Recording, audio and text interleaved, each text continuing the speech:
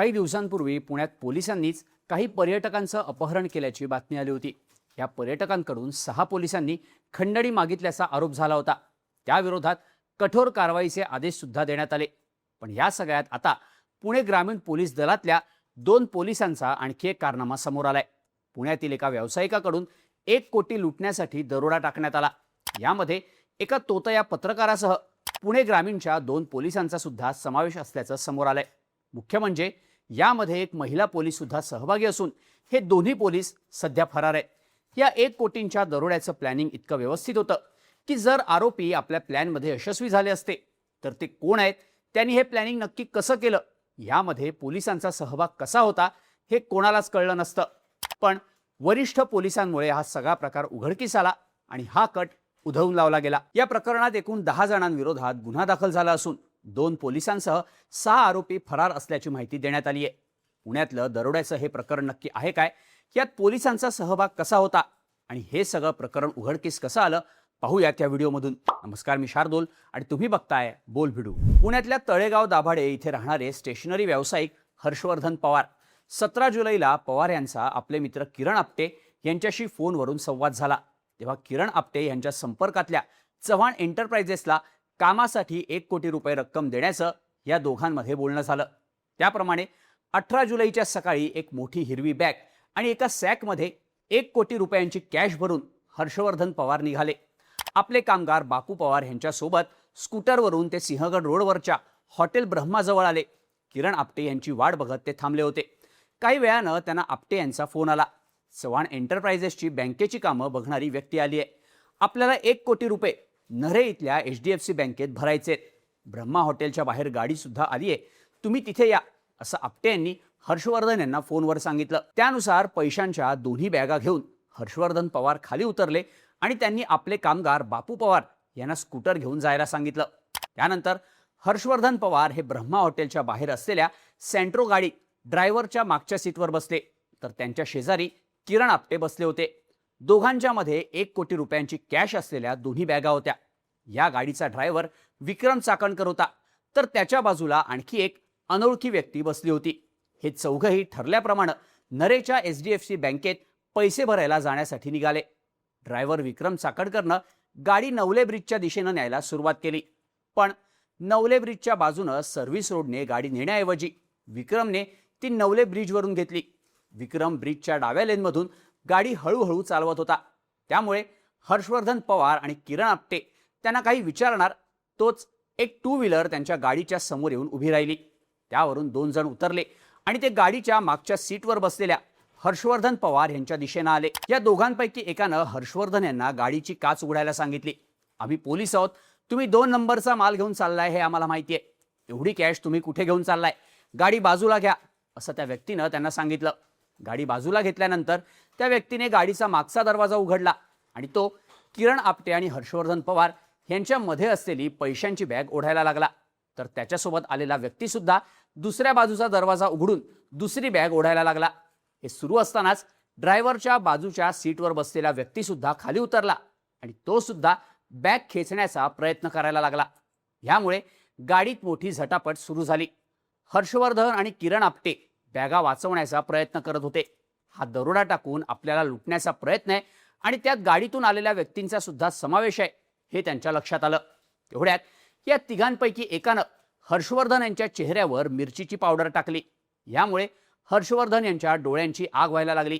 पण ह्या झटापटीत किरण आपटे हे 73,50,000 रुपये कॅश असलेली मोठी बॅग घेऊन कसेबसे खाली उतरले। त्यांनी आपली सुटका करून घेत तिथून पळ काढला, पण एकानं हर्षवर्धन यांना बाजूला ढकललं आणि तो गाडीत त्यांच्या बाजूला बसला। मी पोलीस आहे, तुम्ही असे 2 नंबरचे धंदे करता, गाडी खेड शिवापूर पोलीस चौकीत घे, तुला दाखवतोच, असं सांगत त्याने ड्रायव्हर विक्रमला गाडी खेड शिवापूर पोलीस चौकीच्या दिशेनं घ्यायला लावली। दुपारी 2 वाजता गाडी खेड शिवापूर पोलीस चौकीत पोहोचली, तेव्हा हर्षवर्धन यांच्या बाजूला बसलेला व्यक्ती गाडीतून खाली उतरला। मी पोलीस आहे, मी या 2 नंबरवाल्यांना पकडून आणलंय, कोणीतरी इथल्या पोलिसांना बोलवा, असं तो ओरडायला लागला।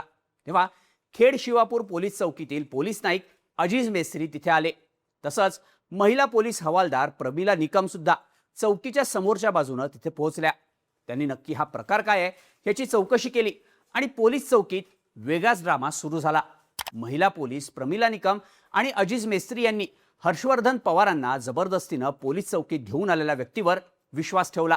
त्यांनी पवार यांच्याकडची पैशांची बॅग घेतली आणि ती उघडून ते तपासायला सुरुवात केली. यावेळी तिथे आशिष तिवारी नावाचा तोतया पत्रकार उपस्थित होता. तेव्हा महिला पोलीस हवालदारांनी बॅगेतली पैशांची काही बंडलं आशिष तिवारीच्या दिशेनं फेकली. यावेळी पोलीस चौकीत मोठा गोंधळ उडाला. पैशांच्या या फेकाफेकीमुळे चौकीत पैशांचा पाऊस पडायला सुरुवात झाली. पैसे गोळा करण्याच्या नादात एकाचा पाय फ्रॅक्चर झाल्याची माहिती सुद्धा काही माध्यमांकडून देण्यात आली आहे.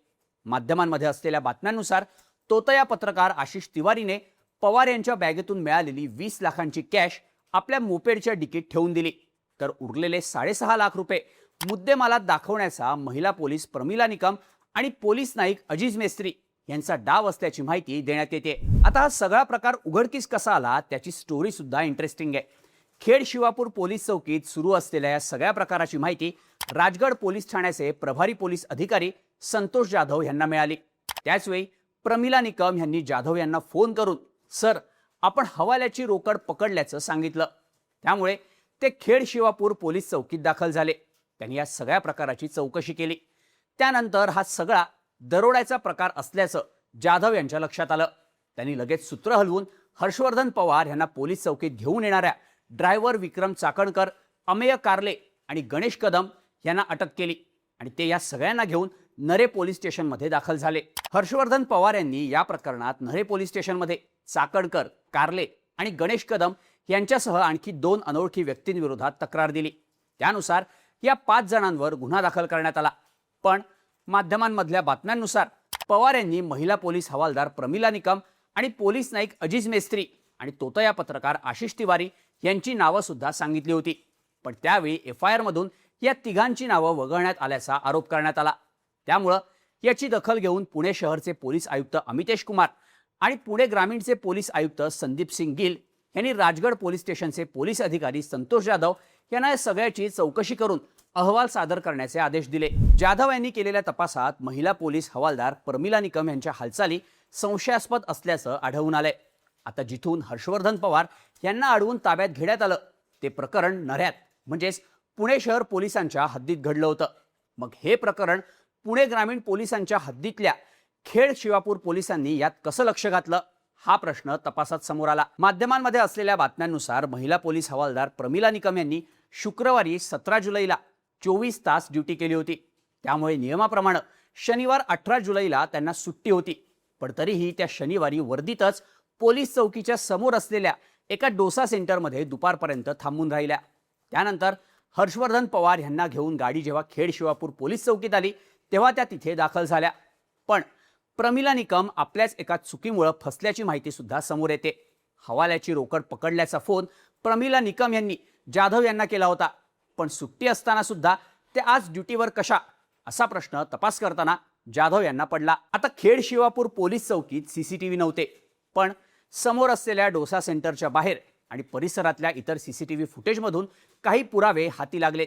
यामध्ये तोतया पत्रकार आशिष तिवारी आपल्या मोपेडच्या डिकीत 20 लाखांची कॅश ठेवत असल्याचं दिसून येत आहे.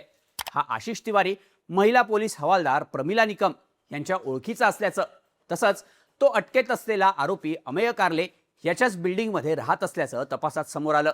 त्यात ज्या डोसा सेंटरमध्ये प्रमिला निकम दुपारपर्यंत थांबल्या होत्या त्याच डोसा सेंटरच्या परिसरात हर्षवर्धन पवार यांना घेऊन येणारी सँट्रो कार पोहोचली होती असंही समोर आलंय.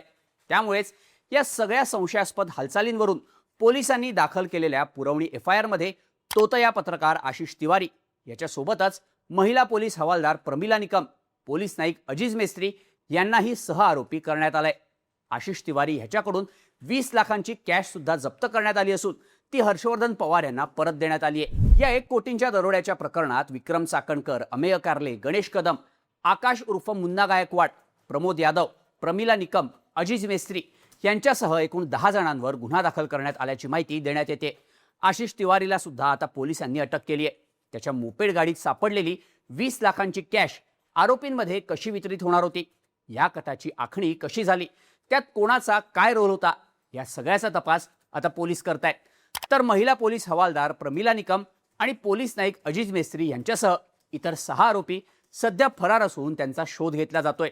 पण काही दिवसांपूर्वी 5 लाखांच्या खंडणी प्रकरणात पुणे ग्रामीणच्या 6 पोलिसांवर कारवाई झाली असतानाच आता थेट 1 कोटींच्या दरोडा प्रकरणात पुणे ग्रामीण पोलीस दलाच्या पोलिसांची नावं आल्यानं पुणे पोलीस दलात नक्की चाललंय काय असा गंभीर सवाल केला जातोय. या सगळ्या प्रकरणाबद्दल तुम्हाला काय वाटतं? याबद्दलच्या तुमच्या प्रतिक्रिया कमेंट करून नक्की सांगा आणि अशाच माहितीपूर्ण व्हिडिओजसाठी बोल भिडूच्या यूट्यूब चॅनलला सबस्क्राईब करायला विसरू नका.